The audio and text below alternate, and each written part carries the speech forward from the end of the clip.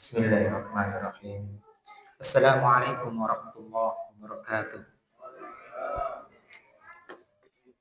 Mudah-mudahan yang menjawab salam ini segera diberangkatkan haji oleh Allah SWT. Mudah-mudahan yang menjawab salam ini rezekinya lancar, dan yang menjawab salam ini diberi kesehatan walafiat. Assalamualaikum warahmatullahi wabarakatuh. Semuanya. Alhamdulillahilladzi nahmaduhu wa nasta'inu wa nastaghfiruh wa na'udzu billahi min shururi anfusina wa min sayyiati a'malina may yahdihillahu fala mudilla lahu wa may yudlilhu fala hadiya lahu. Asyhadu an la ilaha illallah wa asyhadu anna Muhammadan abduhu wa rasuluhu la nabiyya ba'da. Bapak Ibu yang dirahmati Allah Subhanahu wa taala, di malam yang ketiga pada bulan Ramadan ini, mudah-mudahan puasa kita yang selama 2 hari ini diterima oleh Allah Subhanahu wa taala. Amin ya rabbal alamin. Dan pada malam hari ini saya diberi kesempatan untuk kultum sama panitia, dan kali ini saya membawakan topik masalah tobat. Ya. Jadi tobat ini kalau menurut bahasa atau dalam bahasa Arab disebut lugawi, itu namanya ar-rujuk, atau dalam terjemahannya adalah kembali. Itu dalam arti bahasa. Nah, kalau dalam arti istilah itu kembali kepada siapa? Kembali kepada Allah Subhanahu wa taala atas perbuatan dosa yang dilakukan, dan kemudian tidak akan mengulanginya lagi di masa-masa yang akan datang. Kenapa sih ini kita perlu mengingatkan kembali kepada Bapak Ibu sekalian? Sekarang saya mau tanya, orang mana yang tidak pernah melakukan dosa di dunia ini? Kecuali Nabi Allah Muhammad SAW. Semuanya pernah melakukan dosa. Persoalannya adalah seberapa kuat kita untuk tidak mengulanginya lagi. Itu dinamakan adalah tobat. Gitu, okay? Nah, mungkin pertama, mengapa kita harus manusia itu berhenti untuk bertobat? Yang pertama itu tadi, jadi tidak semua orang itu pernah melakukan dosa. Dan yang kedua, dosa itu adalah sebagai penghalang, Bapak Ibu. Penghalang kepada siapa? Kepada Allah Subhanahu wa taala. Bagaimana tidak? Dengan perbuatan dosa yang sudah pernah kita lakukan, kita meminta kepada Allah yang telah memberikan begitu banyak nikmat kepada kita, apa ya, layak gitu ya di dalam hidup kita. Jangankan Allah ya, kita manusia saja, orang yang telah menyakiti kita, memfitnah kita, terus kemudian tiba-tiba dia minta bantuan kepada kita. Bagaimana perasaan kita? Pasti buru-buru. Gitu ya. Jadi ini pentingnya kenapa dosa itu adalah sebagai penghalang untuk kita mendekatkan diri kepada Allah Subhanahu wa taala. Dan yang ketiga, mengapa manusia itu harus bertobat? Yaitu dosa itu membawa kehancuran, Bapak Ibu. Beberapa hari ini terakhir kita dikejutkan dengan korupsi yang triliunan, bahkan hampir 1.000 triliun. Bapak Ibu pasti mendengar itu. Kayak seolah-olah memang itu tabiat manusia kalau memang dia tidak bisa mengendalikan. Kenapa? Andaikan manusia itu diberi 1 lembah emas, pasti dia akan ingin menambah 1 lembah yang lain. Itu tabiat manusia. Padahal gajinya itu udah besar, tapi dia masih punya keinginan untuk ingin menambah dengan cara-cara yang tidak halal. Ya, kita dikejutkan dengan seperti itu. Ternyata juga masih ada orang-orang yang seperti itu, tamak, serakah, dan lain sebagainya.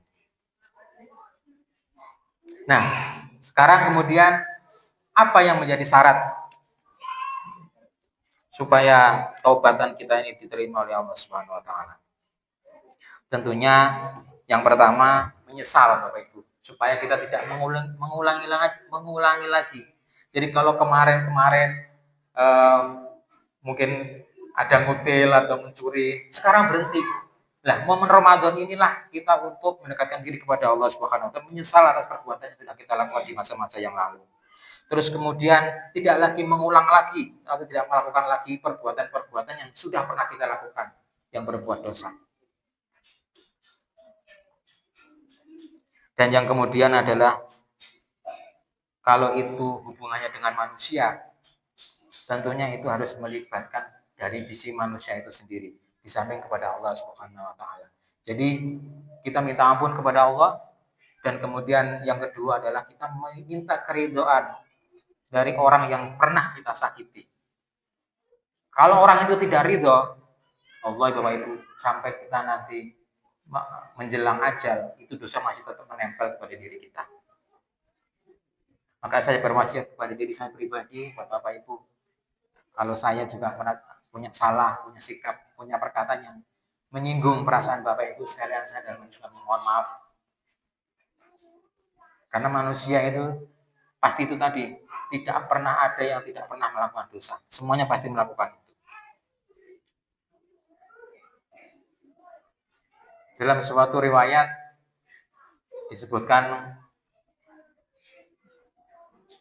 ada seorang sahabat, Ka'ab bin Malik, gitu ya. Jadi beliau ini adalah alumni perang Badar. Pada suatu ketika ini Rasulullah akan melakukan perang Tabuk. Nah, di malam harinya para sahabat itu melakukan malam Aqobah, itu kayak semacam baiat begitu ya kepada Nabi SAW untuk menegakkan kalimat Allah. Nah, Ka'ab bin Malik ini sengaja di dalam hatinya itu dia tidak ingin mengikuti perang Tabuk itu. Karena perang Badar aja saya sudah melakukan. Ini perang Tabuk dipikir tidak begitu penting begitulah ya. Di dalam perjalanannya itu dia sengaja mengulur-ulur waktu. Orang sudah sibuk mempersiapkan karena perang Tabuk ini nanti udah udaranya panas, lokasinya jauh dari gurun pasir, semuanya perbekalan sudah disiapkan sama sahabat ini. Nah, sama Ka'ab bin Malik ini tidak melakukan apa-apa, sengaja dia mengulur-ulur waktu, jadi sengaja memang tidak mau hadirlah di dalam perang Tabuk ini. Ternyata di keesokan harinya semua sahabat dan Nabi melakukan perang Tabuk itu. Dan dia, Ka'ab bin Malik ini, dia tidak melakukan itu. Nah, setelah semuanya berangkat, barulah dia menyadari. Dia pengennya menyusul, tapi dia tidak lakukan itu. Nah, di dalam lingkungan itu, ternyata banyak orang-orang munafik, jadi dia tidak nyaman.